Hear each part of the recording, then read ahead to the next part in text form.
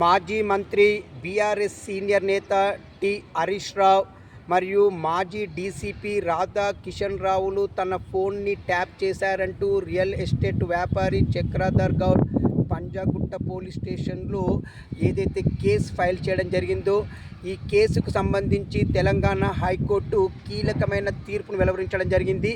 ఈ కేసుని కొట్టివేస్తూ ఇచ్చినటువంటి తీర్పు ఏదైతుందో ఇది చాలా సంచలనమైన తీర్పుగా రాజకీయ వర్గాలు అభివర్ణిస్తున్నాయి.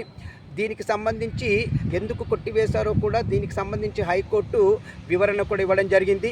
ఈ కేసు నమోదుకు సంబంధించి సరైన కారణాలు లేకపోవడం, ఫిర్యాదులో జాప్యం జరగడము మరియు రాజకీయ శత్రుత్వము, ఈ కేసుకు సంబంధించి రాజకీయ శత్రుత్వం కనబడుతుండడము, ఇలానే ఈ కేసును కొనసాగిస్తే న్యాయ వ్యవస్థ దుర్వినియోగం అవుతుందని భావించే ఈ కేసుని కొట్టివేశామని చెప్పేసి తెలంగాణ హైకోర్టు స్పష్టం చేయడం జరిగింది. ఈ తీర్పుని నేను స్వాగతిస్తున్నాను. మీ అభిప్రాయాన్ని నాకు కామెంట్ రూపంలో తెలియజేయండి. ఇట్లు దినేష్ గంగ.